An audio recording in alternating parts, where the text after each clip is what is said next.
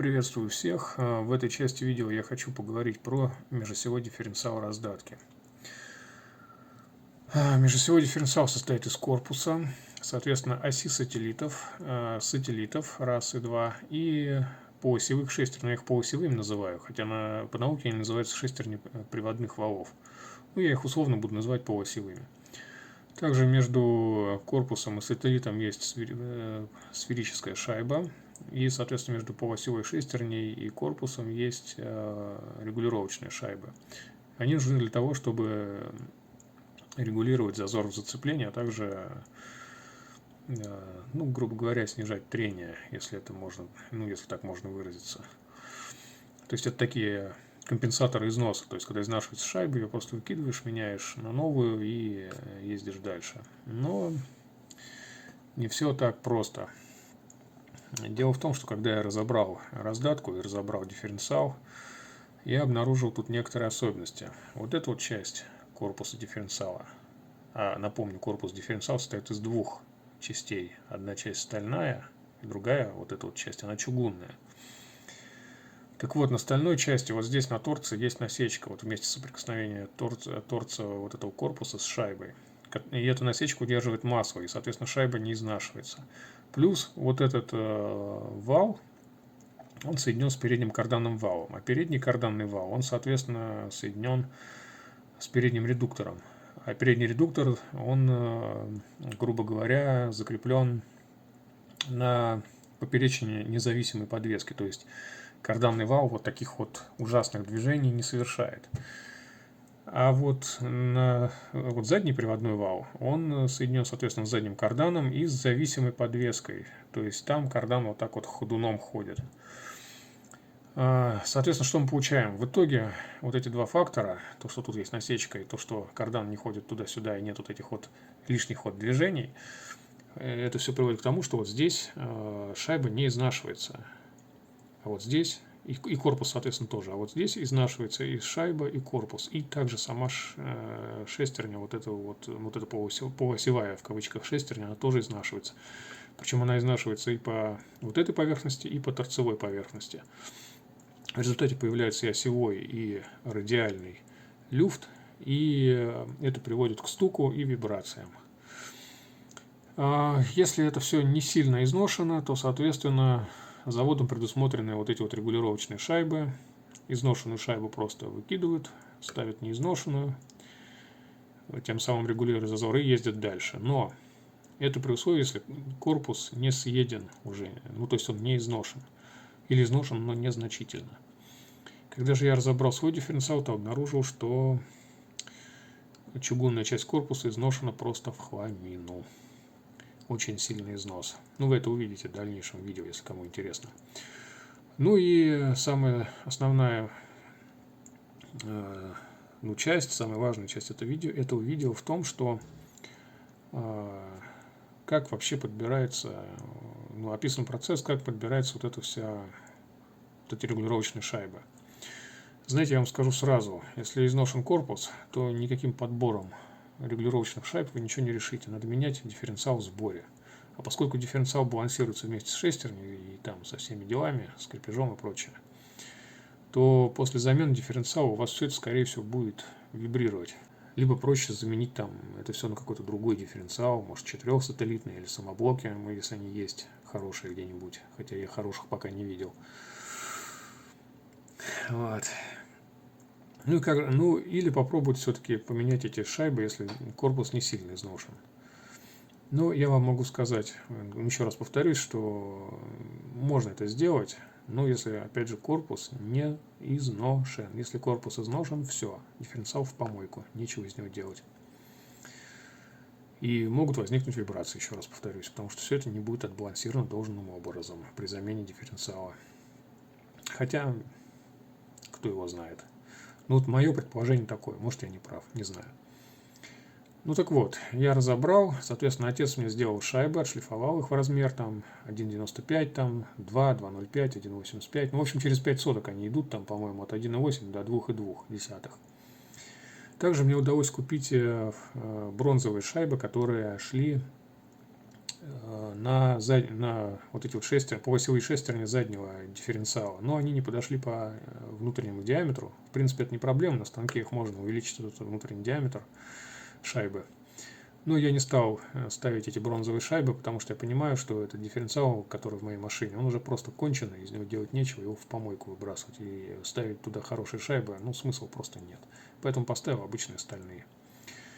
После того, как вы все это собрали, а собирать надо правильно, иначе он может будет подклинивать. Об этом я с этим тоже столкнулся, есть это все описано в видео. Обязательно надо проверить момент сопротивления проворачиванию. То есть берем динамометрический ключ, настраиваем его на 14,7 ньютон-метра и специальным таким приспособлением, сделанным из полуоси, пытаемся провернуть,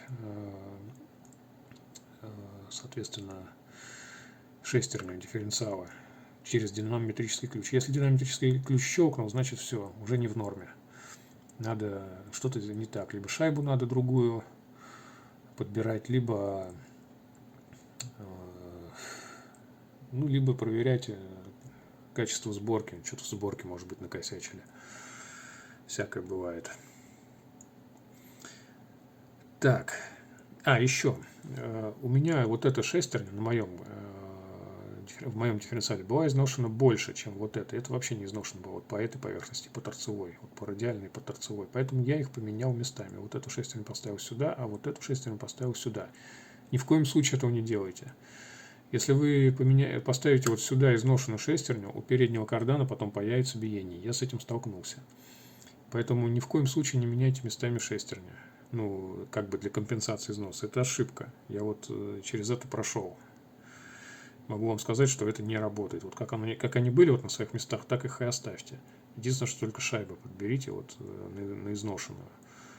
Изношенную выкиньте, а не изношенную поставьте. Ну и в целом я вам могу сказать, что вся вот эта конструкция, она никакого будущего не имеет. Смотрите, сколько здесь деталей. Все это будет шуметь, греметь, изнашиваться, соответственно.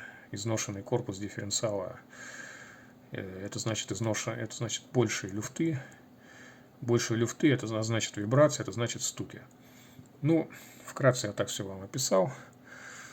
Конечно, все это спонтанно, я это оговорил так вот, ну, вернее, наговорил, не оговорил, а наговорил. Более подробно все есть в видео. В общем, смысл такой, что на самом деле вот в Ниве Travel по сути все то же самое, только здесь двухрядные подшипники стоят. И ничего не поменялось с тех пор, по сути-то, по своей. Поэтому, ребята, я не вижу смысла в покупке вот таких машин, вот этих Нив, что Legend, что Travel, пока они не изменят вот эту конструкцию на что-то более-менее нормальное, которое не изнашивается, хотя бы насечку, что здесь какую-нибудь сделали. Но покупать это нет смысла, это через там 30-40 тысяч, это все износится в хлам и будет стучать, вибрировать, люфтить вернее, прошу прощения. И ну, ничего хорошего, одним словом, я в этой конструкции я не вижу. Вот. Совершенно непродуманная конструкция. Все изнашивается. Низкий ресурс у этой конструкции. Итак, сегодня был в запчастях и нашел вот такую вот полосевую шестерню в продаже в единственном экземпляре, но на ней были две вот этих вот бронзовые шайбы. Я так понимаю, что это бронза. Толщина этих шайб 2 мм каждый. Это, я так понимаю, полуось заднего моста редуктора Нива Шнива. Не знаю, подойдут ли эти шайбы на полосевую шестерню дифференциала. И не знаю еще, каков будет момент сопротивления проворачиванию на этих шайбах и какой зазор будет. Поэтому мне пока трудно сказать, подойдут они или нет. Но сейчас просто вот пойдем в гараж и примерим их. Так, вот полосевая шестерня, которую я купил, и шайбы, которые я купил. Вот полосевая шестерня, которая была в дифференциале вот в этой вот в чугунной половине корпуса. Это стальная половина корпуса. Так, Ну, для начала давайте просто их внешне заценим. Внешне вроде как даже одно и то же. Хотя не знаю, не уверен. Количество зубьев и модуль одинаковый или... Нет, не одно и то же. Либо шестеренка изношена, либо они обе разные. Это явно модулю больше.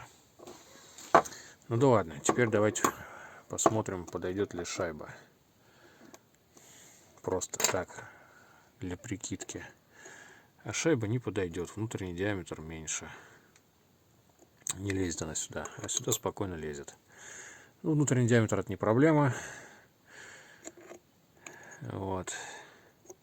Старая шайба. Давайте сравним по внешке. По внешнему диаметру. А вот по внешнему диаметру, ребята, они прямо один в один практически. Единственная разница по внутреннему только. Ну, давайте вот так вот сделаем. Сейчас я штангенциркулем замерю и скажу.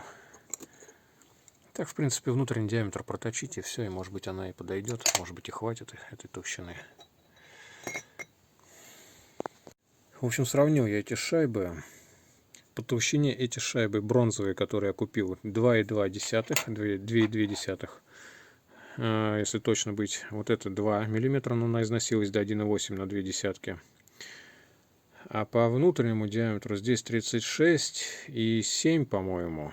Или 3, ну, 36,7, 36,5, я думаю, был номинал когда-то. 36,7. А это 34,5. То есть, в принципе, увеличить здесь диаметр, и все. И, в общем-то, это максимальные шайбы, которые могут быть в продаже. То есть 2,2 мм. На крайняках можно подточить, но я думаю, что в этом не будет нужды. Вот. А так вот, сравните, наблюдайте, пожалуйста. По наружке одно и то же. По наружному диаметру имеется в виду. Вот. Ни больше, ни меньше. А вот по внутреннему, конечно, разница есть. Причем такая ощутимая разница. На 2 миллиметра там слишком. Так что вот имейте в виду, если вам в продажу вот такие вот бронзовые шайбы попадутся, в принципе, я думаю, можно их ставить в этот дифференциал. Я пока еще не знаю, что я поставлю. То ли бронза, то ли сталь. Подумать еще надо. Вот. Ну, отец сейчас мне привезет шайбы, которые он нарежет. Я все-таки, как это, подберу преднатяг. То есть я поставлю шайбы. Там стояли тут двушки. Я поставлю там, например, 2,05. Соберу дифференциал. Ну, под сборку сделаю. Потом проверю момент сопротивления проворачивания, момент трения. Если он 14,7 ньютон-метра не превышает, и зазор практически нулевой будет, ну, может, я и стальные оставлю, не знаю. Вот. В общем, надо просто заморочиться, подбирать. Несколько раз разбирать, собирать, разобрать, собрать дифференциал и подобрать это все по зазорам. Вот и все. Тут третьего не дано, как говорится. И второго, в общем-то, тоже. В общем, надо просто заморочиться с подбором. И все, потратить на это время. Приступаем к подбору шайб для дифференциала. Ну, для начала все-таки сделаю такое небольшое вступление. Дифференциал состоит из двух частей. Первая часть это стальная, куда шестерня напрессовывается. Вторая часть это чугунная. Внутри, соответственно, находятся полосевые шестерни с шайбами. Вот шайба. Ай, нет, стоп, вот она. Не заметил, что она тут. Вот она, эта шайба. Вот здесь другая полосевая шестерня. Тоже с шайбой. Шайба вот она здесь.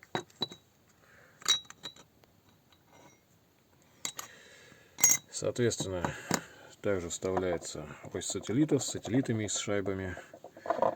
Вот, ну и вот, собственно, шайба сателлита. Вот сам сателлит. Ну и стопорные кольца с пружинно-механическими шайбами. Это так, о конструкции. И все это соединено 6 болтами. Вот они. Соответственно, перед разборкой надо все это хозяйство хорошенько пометить. Вот. Вот метка. Так, для подбора шайб нужны, собственно, шайбы. Вот мы их изготовили. Это шайбы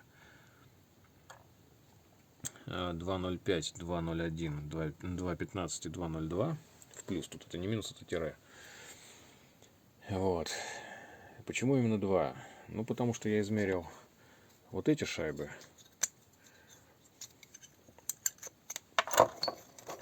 Их номинальная толщина 2 миллиметра.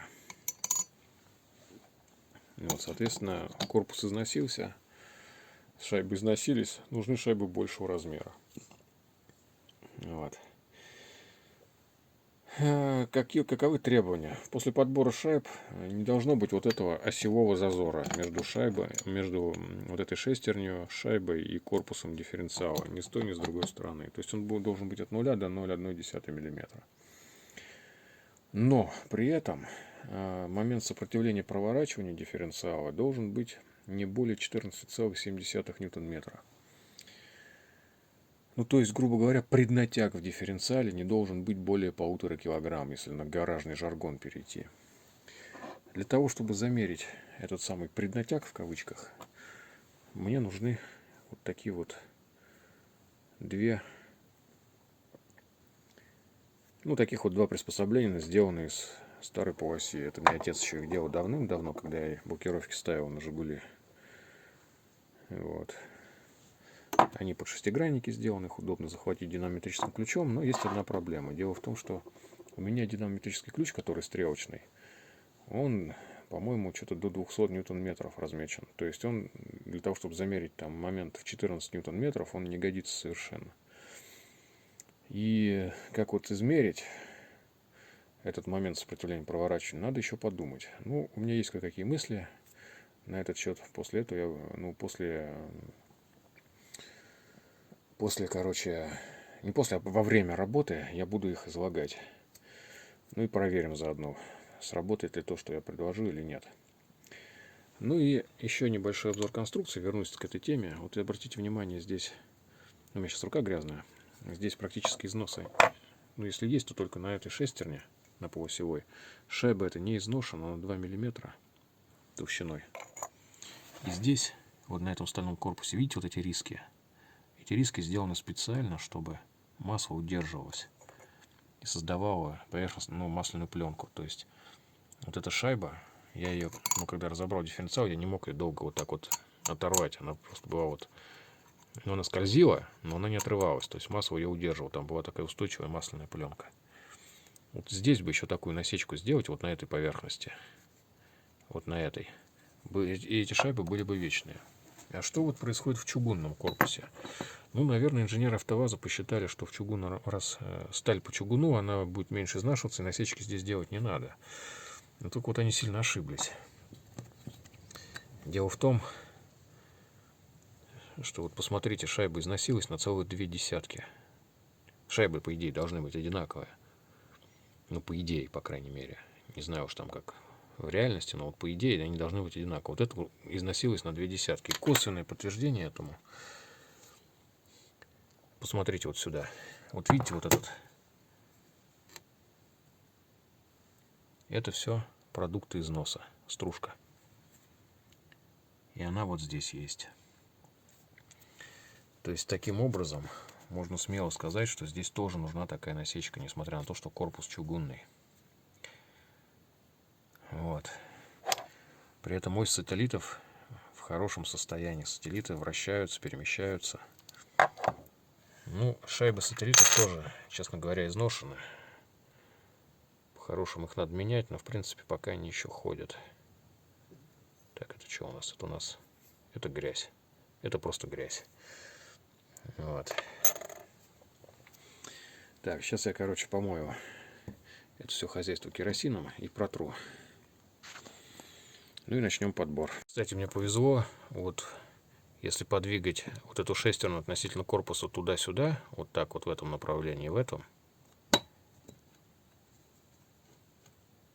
то зазора практически никакого нет. То есть она еще будет работать.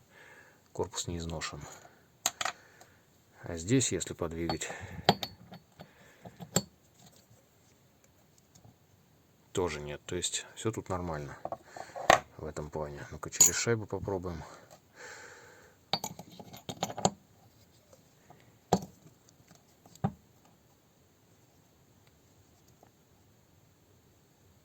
Тоже норма. То есть пока еще не походит. Надеюсь, шайбу удастся подобрать. Так, все, ладно, пойду мыть. Нет, вот если сейчас мы подвигаем туда-сюда вот эту шестерню относительно этого корпуса, то обнаружится, что здесь есть большой люфт. То есть это у нас что? Это у нас задний мост. То есть задний мост, скорее всего, уже не будет нормально работать с этой раздаткой. Вот этот корпус изношен. Его надо менять по-хорошему. Но у меня его нету. Поэтому буду надеяться только на подбор шайб. А вот здесь все не изношено, все нормально. Никаких колебаний нет. Вот что значит насечка есть, и вот что значит насечки нет. Видите, вот все в дерьме, все в продуктах износа. Так, а сейчас я поменял шестерни местами, и вот я обнаружил, что здесь зазора вообще нет. То есть я взял из этого корпуса, переставил шестерню в этот корпус, шайбу оставил ту же старую. А из этого корпуса переставил шестерню в этот корпус. Но тут зазор есть. Но гораздо меньше, чем там. Чем если бы я вот эту шестерню вернул на родное место. Может, я их местами поменяю. Может быть, лучше будет. Посмотрим. Да, переставил я когда эти шестерни, то зазор явно уменьшился. Сейчас я попробую переставить шайбы местами. Но показать не смогу, к сожалению. У меня только две руки. И закрепить мне телефон не на чем, снимаю на телефон. Так что вот, как говорится, поверьте на слово. Вот сюда поставлена изношенная шайба. Вот она, изношенная. Сюда поставлена неизношенная шайба. То есть я шайбы поменял местами. Шестерни оставил те же самые.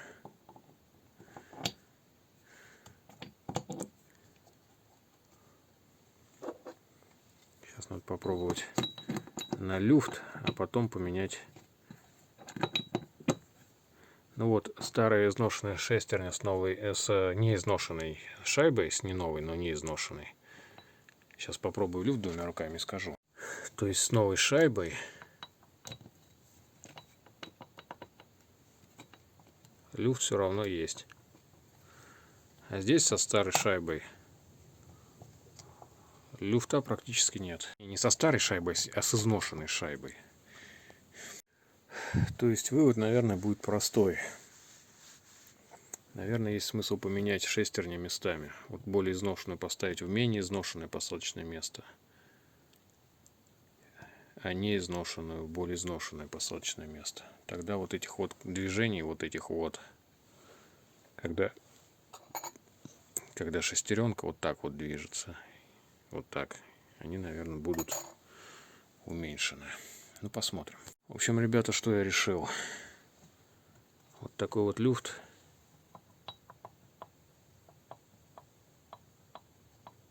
Меня не устраивает. Здесь люфт меньше. Поэтому я делаю так. Я перед подбором шайб вот эту изношенную шестерню поставлю вот сюда, а вот эту неизношенную шестерню поставлю вот сюда, тем самым уменьшив. Ну, не то, что уменьшив, просто на переднем мосту будет люфт чуть побольше, а на заднем мосту он чуть уменьшится. Вы просто тоже имейте это в виду. Люфт имеется в виду радиальный, не осевой, не вот этот осевой, а радиальный вот этот. Вот. Износилась на самом деле вот эта вот посадочная поверхность, вот эта у шестеренки, где мой большой палец. Не знаю, видно вам, не видно, вообще как говняный какой-то это самое. Наверное, экран этот, не экран, а камера замазалась. Ну, грязными руками хватаешь. Вот. Возникает вопрос, почему такой износ возник. А ответ не очень прост. Еще раз повторяю, если вот мы посмотрим вот сюда, то увидим здесь насечку заводскую. Вот она. И сюда поступает масло, поэтому шайба не изнашивается. Ну, как я понимаю. И поэтому полуосевая шестерня тоже не изнашивается. А здесь такой насечки нет. В чугунном корпусе. Вазовцы сэкономили на этой насечке. И все. И вот вам, пожалуйста, ребят. Как говорится, жрите, хавайте. Вот я поменяю сейчас две эти шестеренки. В результате спереди зазор будет побольше, сзади будет поменьше. Вот и все. А теперь подбираем шайбы. Поставил шайбу толщиной 2,05. Шайба, кстати, не каленая. Вот, ставим шестерню обратно. Вот, на шайбу я нанес тонкий слой смазки. Совсем прям тонкий. Ну, люфт есть, ребят. Он ощутимый. А здесь вот как не... А здесь люфт вот едва заметный. А здесь прям херачит. Ну-ка, дайте ради прикола еще раз заменим это. Поставим сюда кончалыгу. Что из этого выйдет? Да, гораздо больше люфт. Поэтому нет, все-таки шестерни меняем, да. То есть более изношенную сюда, а менее изношенную сюда.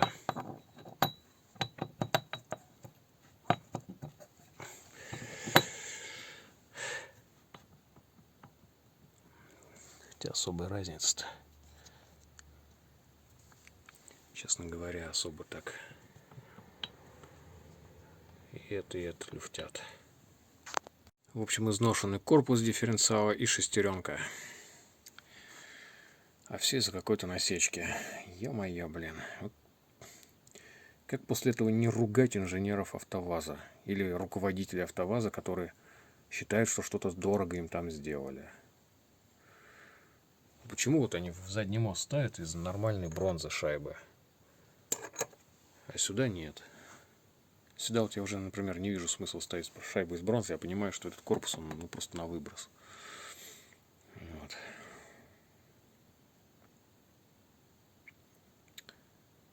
Единственное, что я могу нарушить, поменяв вот эти шестерни, балансировку. Но с другой стороны, а чем я ее нарушу? Я же шайбы меняю тогда. Ну вот, наверное, поэтому и есть смысл менять дифференциал в сборе. То есть не лазить туда, а просто купить новый дифференциал и поставить. Вот и все. Ну ладно, продолжим нашу регулировку. Это все лирика. Так. Дифференциал подсобран. Сейчас нужно затянуть минимальным моментом вот эти болты. Соответственно, стопорное кольцо и шайба пружинная на месте. С этой стороны шайбы нет. Затягиваем болты моментом 67 ньютон-метров. Минимально допустимым моментом. После затяжки видно, что все шестерни, но я покрутил уже, повертел туда-сюда, потряс. Никаких вот шумов нету. Это я установил шайбу 2.05.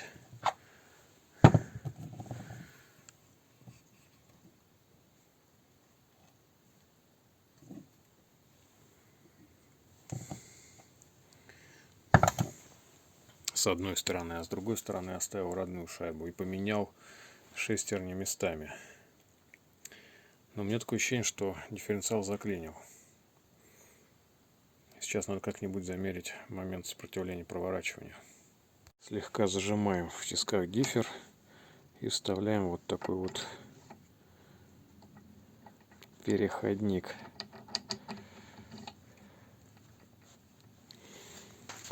Да, вставить его та еще задача, ребятки. Вот, все, вот он встал. упираться не должен.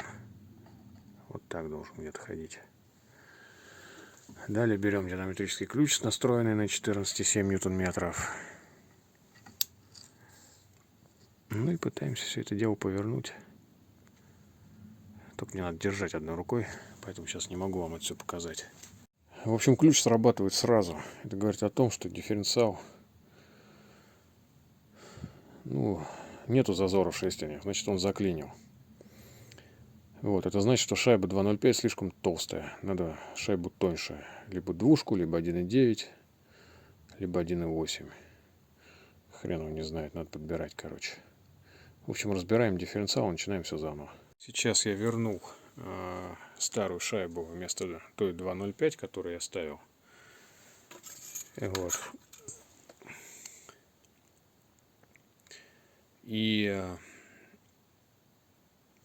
Но поменял шестерни местами по осевые.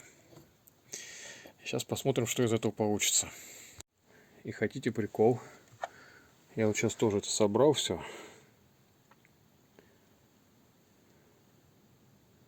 И он тоже ни хрена не крутится. Очень здорово, блин. Что-то я неправильно делаю, только что не могу понять. В общем, каков итог? Ну, не итог, вернее, а первая итерация. Шестерни я меняю местами, потому что вот эта поверхность изношена. Эту шестерню я ставлю сюда.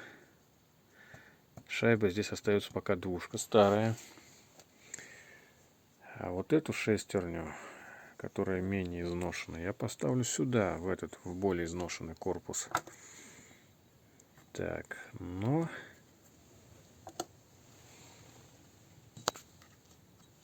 Для начала я извлеку отсюда шайбу. Так, и, кстати, надо все тут протереть, потому что здесь масла быть не должно.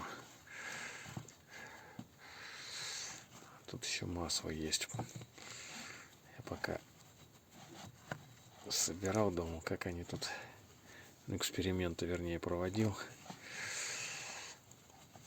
по сборке-разборке. Приходилось немного масла добавлять, хотя собирать надо все на сухую. Вот. Чтобы иметь реальное представление о зазорах, заусенцах и прочей хрени. Так, это у нас вытерто. Так, и все-таки я поставлю сюда шайбу 2005.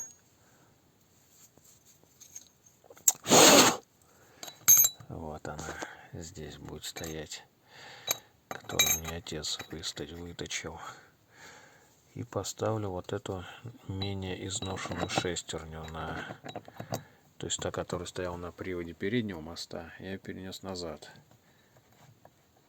Хотя что-то чувствую, что толку от этого 0,1.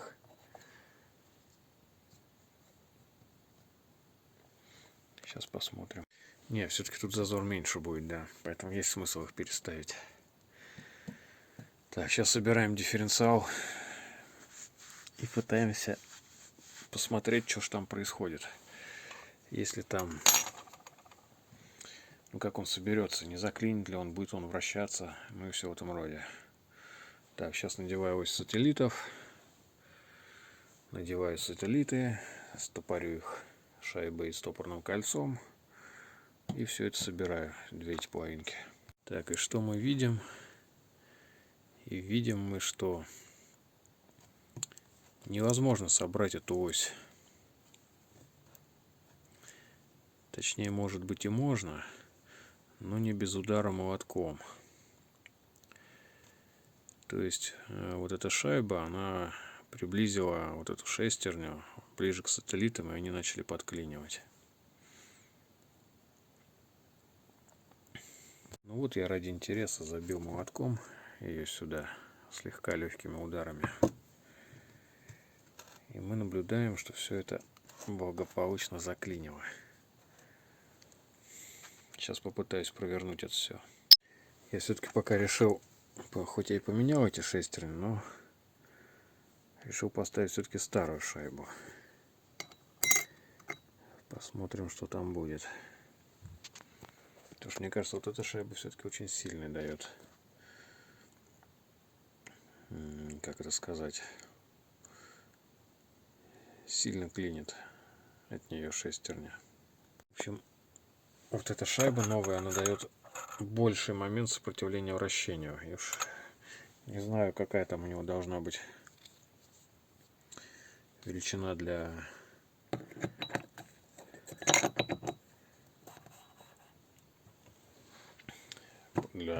одной полосевой шестерни и двух сателлитов. Но вот в сборе все это должно давать не более 14,7 ньютон-метров.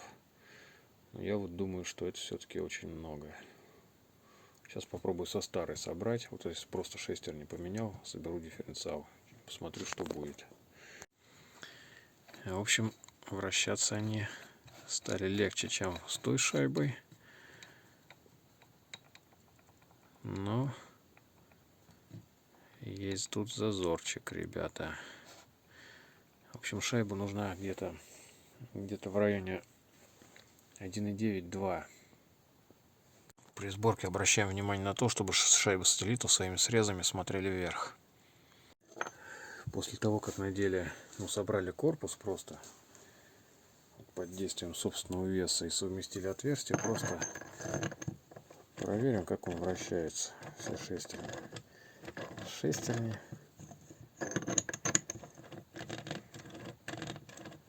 вращаются. Можно взять просто тупо вал и засунуть туда, но неудобно вот эту херню. Вот этим приспособлением. Накручиваем болты, одновременно покачивая вот эту половину корпуса относительно вот этой половины корпуса. Ну, чтобы болты от руки закрутились от руки, короче, без каких-либо усилий. То есть они должны достигнуть своей торцевой поверхности шестерни без каких-либо ключей и прочих инструментов. То есть вот так должны быть совмещены отверстия. Вот.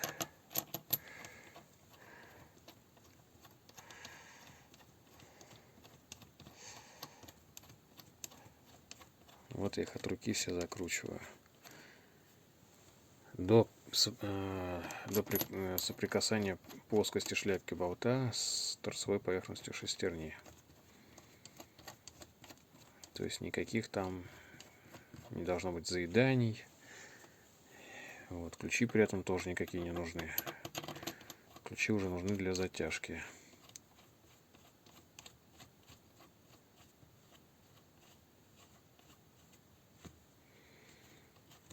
Так, вот как только мы их наживили, опять берем вот это приспособление, и пробуем, проворачиваются ли у нас шестеренки. Если проворачиваются, значит все окей. Внутри дифференциала. Не знаю, видно тут, не видно. Вот. Значит, все окей. Собираем дальше. Берем уже дальше, затягиваем вот эти все болты. Затягиваем болты моментом 67 ньютон-метров. Это минимально допустимый момент. Для регулировки он нам и нужен. Далее проверяем, все ли тут вращается у нас.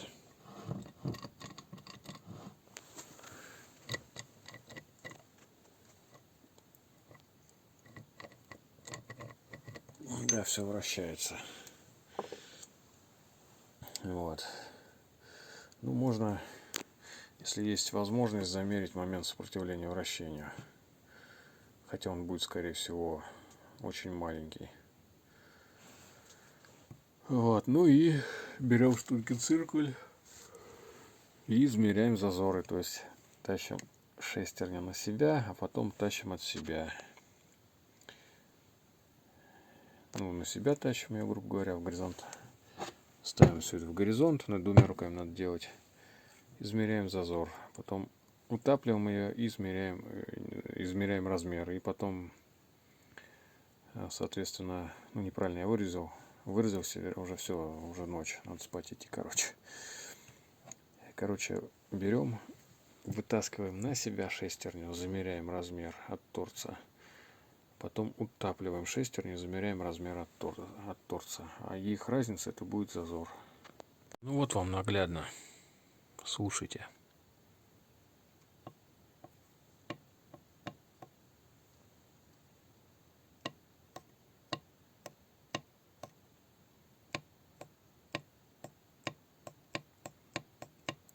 Зазорище просто дичайший. Так, все-таки я попробую собрать 2.05. Хотя явно тут нужна шайба тоньше.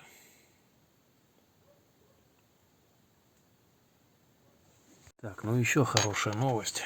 Мне удалось найти в продаже вот такие опорные.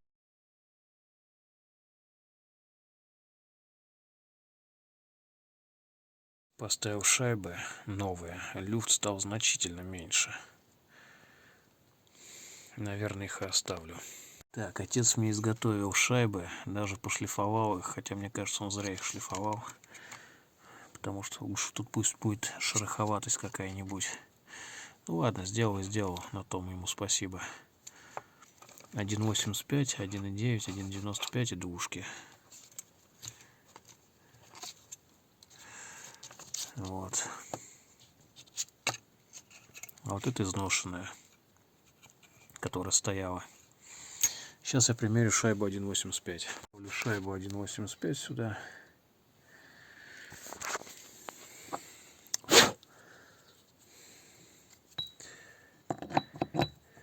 Ставлю сюда по ось. Ну и собираю дифференциал. Уже, наверное, не буду это снимать. Уже надоело просто снимать одно и то же. Сейчас соберу, короче, притяну все это болтами моментом 67 ньютон-метров. Ну а потом, соответственно, посмотрю, как оно вращается. Ну и новые шайбы сателлитов будут стоять. Старые, вот они. Вот старые, зацените. Вот это стояло там, где, ну, со стороны вот этого отверстия. Вот это. А вот это стояло вот здесь. Ой, не, наоборот, вот это стояло с белой меткой, где отверстие было. Вот здесь. Вот это стояло внизу, вот здесь. Ну, не внизу, не внизу, а слева, но утрированно так. В общем, износ очень неравномерный. Почему? Не могу понять. Наверное... хотя... Нет, почему? Можно понять. Наверное, потому что как раз вот ушел зазор. Вот на один сателлит стала нагрузка больше, а на другой меньше. Вот и все. То есть, как бы ось сателлитов была чуть-чуть перекошена из-за этого. Ну, это, конечно, перекошено в кавычках. Я думаю, вы поняли, что я имею в виду. Так, ну ладно, собираю. Вот знаете, я вот уже сразу вам могу сказать, что 1.85 будет мало. Потому что люфты все-таки большие. Ладно, посмотрим. Обычно ось, когда зазор, вот, ну, когда шайба толстая, вот эта осевая шесть, она чуть приподнимается вверх, ну, относительно того положения, в котором она сейчас. И зазор резко уменьшается. А тут нет, зазор не уменьшается. Вот он. Большой довольно-таки. Ну, субъективно. Так, ну и как я вам говорил,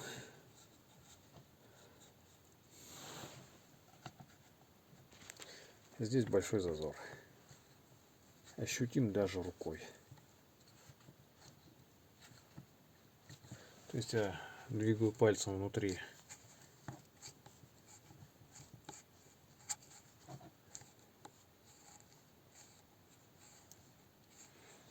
Вот этой шестерни по осевой после затяжки дифференциала и понимаю, что там жуткий зазорище осевой. Значит, шайба 1.85 маленькая.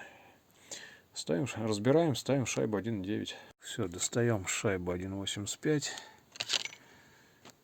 и сейчас подложим шайбу 1.9. Вот шайба 1.9.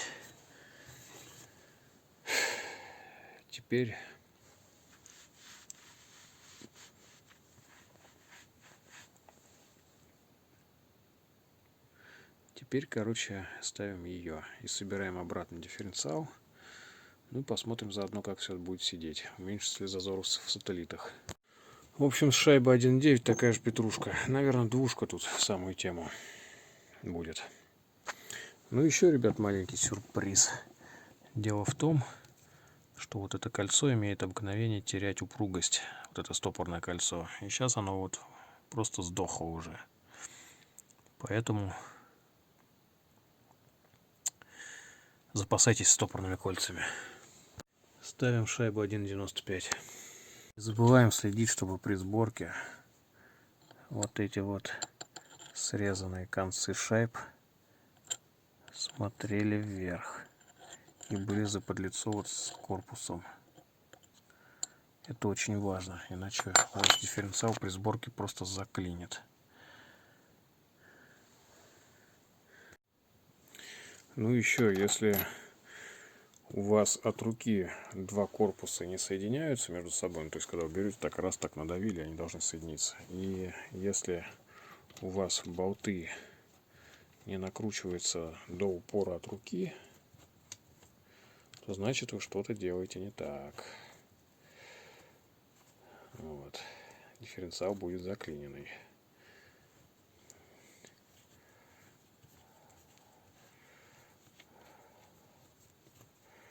Вот они до упора идут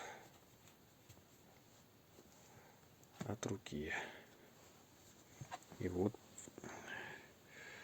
собралось все. Кольцо, конечно, стопорное надо бы поменять. Я боюсь, что оно может слететь. Так, ладно, затягиваем теперь уже моментом не 67 ньютон-метров, а где-нибудь там 75-78 ньютон-метров. И собираем все это хозяйство окончательно и бесповоротно. Так, затягиваем все это хозяйство моментом 75 ньютон-метров. Я затягиваю как? Сначала притягиваю эту гайку, потом... Ой, не гайку, болт. Вот этот, потом вот этот. Потом крест-накрест вот эти и крест-накрест вот эти. И в несколько этапов. Где-то в 2-3 этапа я их притягиваю. Соответственно, на третьем этапе где-то вот должен сработать ключ. 75-78 ньютон-метров. Такой самый номинальный момент затяжки. Так, ну а сейчас возьмем, проверим момент сопротивления вращения. Превышает ли он 14,7 ньютон-метра. Да, 14,7 стоит. Не превышает. Вообще легко вращается. Так. Ну, таким образом дифференциал собран. Ставить шайбу толще 1,95 я не хочу, потому что уже с небольшим таким, сопротивлением начинает это все хозяйство вращаться. Если сейчас поставлю двушку, будет вообще какой-нибудь, я не знаю, там заклин. Зачем это надо?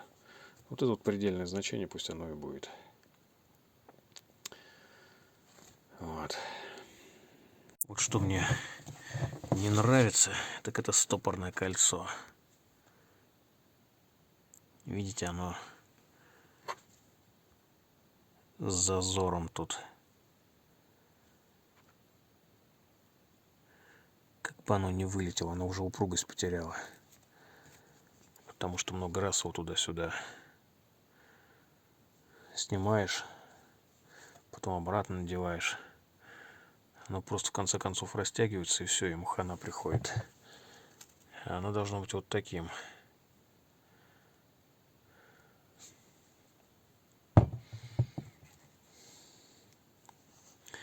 А то соскочит на высоких оборотах. И все, и привет. Причем оно село сюда.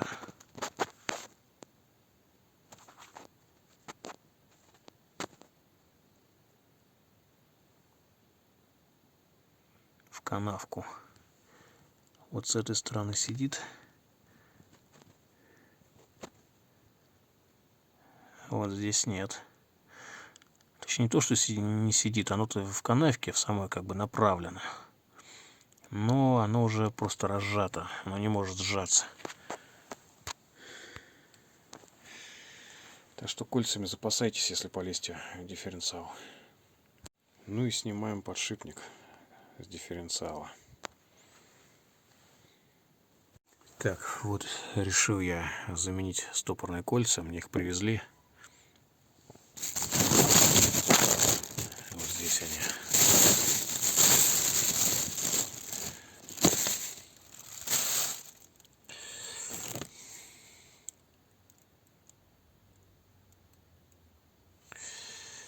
Кольца, я могу вам сказать, стопорные, любые вообще. Возьмите за правило покупать. Если вы знаете, что по каталогу есть кольца, обязательно купите пару штук каждых. Потому что кольца сейчас делаются из говна всякого. А заводские долго не выдерживают. Буквально там 3-4 раза их разберешь, и все. И они из упругой деформации переходят в пластическую, необратимую. Поэтому кольца стопорные покупайте на любой агрегат.